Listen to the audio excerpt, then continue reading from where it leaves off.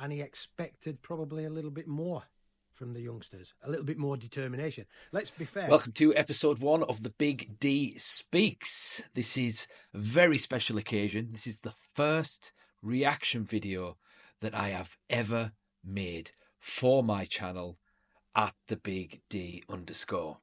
Today, we're going to be talking about Mick Phelan and Manchester United and Cristiano Ronaldo. Now, Cristiano Ronaldo returned to Manchester United about 2 years ago now. It didn't quite work out the way that he wanted it to work out, unfortunately. We were all disappointed. I think he was disappointed too. Today, we're going to be listening to Mick Phelan. Now, all you Manchester United fans know who Mick Phelan was. He used to play for Manchester United, won the league title with Manchester United, and he was assistant to the great Alex Ferguson as well. So, if you like this video, please like, share and subscribe. You know the routine. Here we go.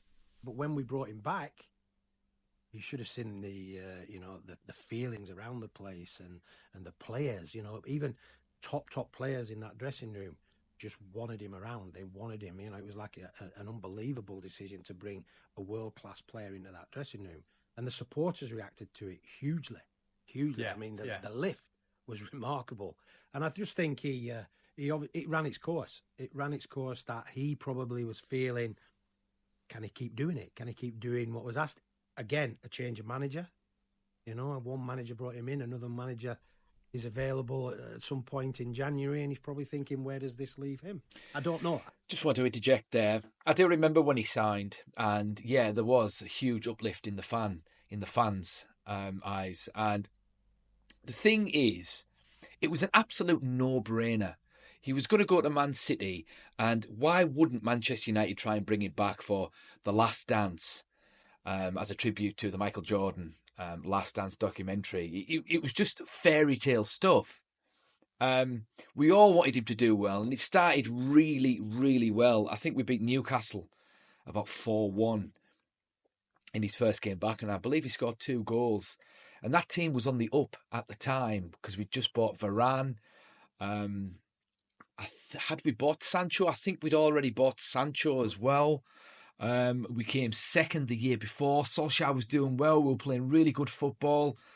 It was just a pleasure to watch. It was like Manchester United were back again. And then we got Ronaldo, and it was fantastic. And, it was just an absolute no-brainer. But just something just didn't quite click, unfortunately.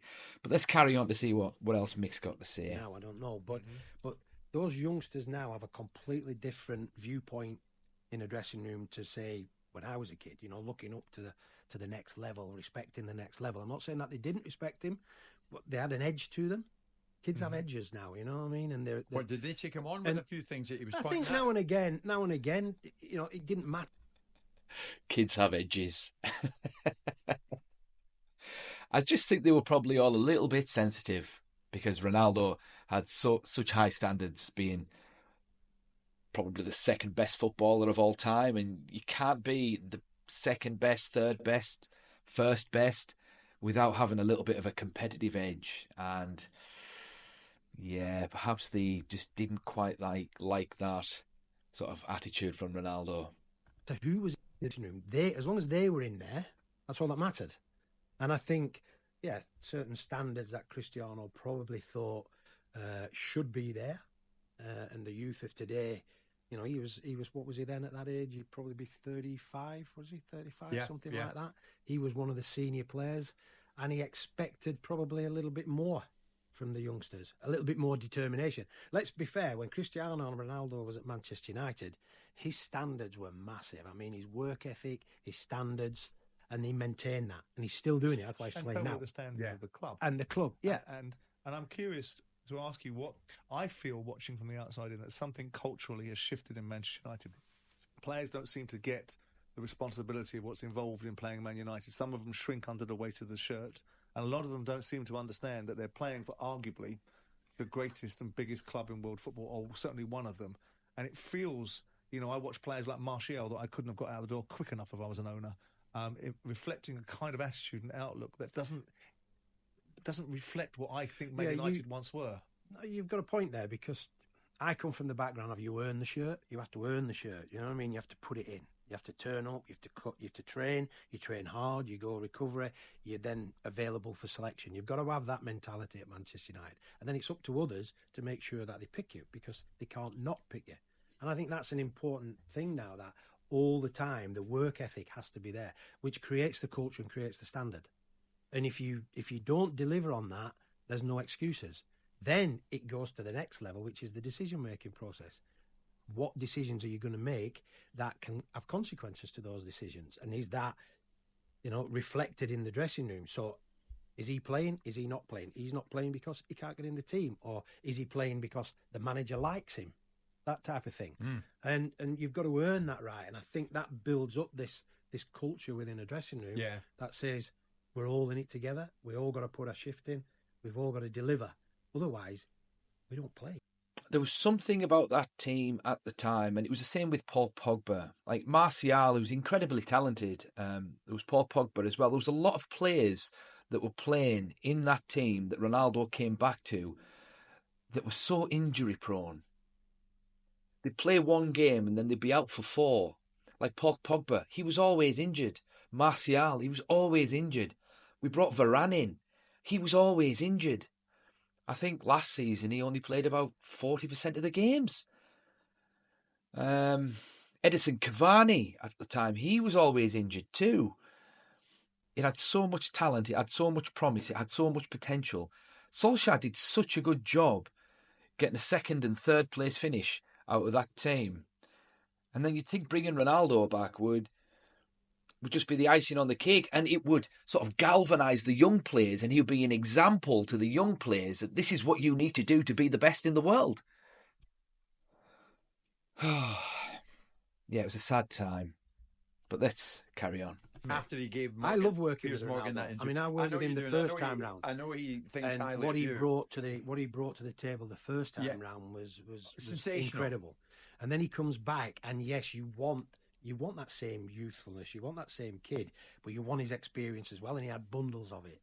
The problem is you're a player, and your domain is dressing room, and you need to set those standards in the dressing room. And I'm sure he tried to do that. The opposite of that is you can't dictate after that. You can't. I'm not saying that Cristiano did, but you can't dictate what goes on outside of your environment. And he was a player. He was a player. He wasn't a coach. But he wasn't just any player. No, he was a top player. Top guy. But are you telling us some of the guys in that dressing room, second time around, looked at Ronaldo and said, no. I'm just thinking it was probably a different attitude because of the youth of today. There's an element in youth of today which but is... This was Ronaldo, mate. Jeez. Yeah, I know. If they can't listen to him, who can they listen to? But a lot of kids now don't even watch football. They play football, but they don't watch football. They're not addressing the elephant in the room. And the elephant in the room is when Cristiano Ronaldo came back the second time, although he was still a good player and he's still done well, he was not the Ronaldo that we were used to. He was long past his prime. And if we still had that same situation, but Ronaldo was, say, 5 years younger, Manchester United, Eric Ten Hag and that team would have bent over backwards to accommodate him. But they all probably looked at him and thought, well, you're not quite the player that you used to be. We still respect you, but you're not working hard for the team, you're not tracking back, you're not pressing. I mean, it was famously sort of mentioned at the time, Ten Hag dropped him because he wasn't doing his tactical duties by pressing from the front, and that's how Ten Hag likes to play. And I mean, Cristiano Ronaldo, I used to watch him when he was in his prime at United. Obviously, I used to live right next to the stadium, and I used to go and see Manchester United regularly when it was that team of Tevez, Rooney, Ronaldo up front. And the thing with Ronaldo, he benefited a lot from the players behind him in that team.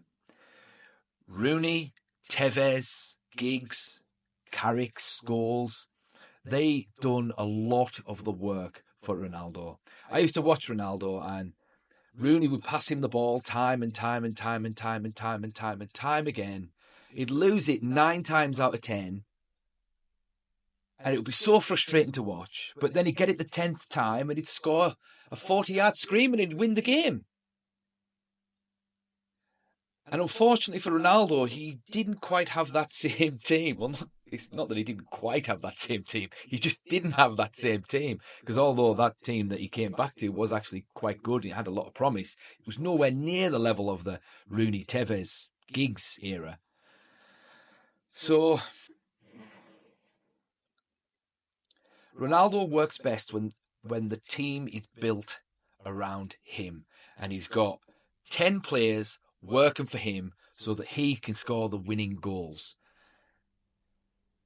But unfortunately, in the team that he came back to, the main man was actually Bruno Fernandes. And it just didn't work the second time round, unfortunately. But hey-ho, he moved on. He's doing quite well in Saudi now. And, well, I'd like to think we'd moved on from Cristiano Ronaldo, but we're still a work in progress. But anyway, that's the Big D's opinion in his first ever reaction video. I hope you liked this. If you've got any suggestions, any comments, please comment away. But thank you for watching.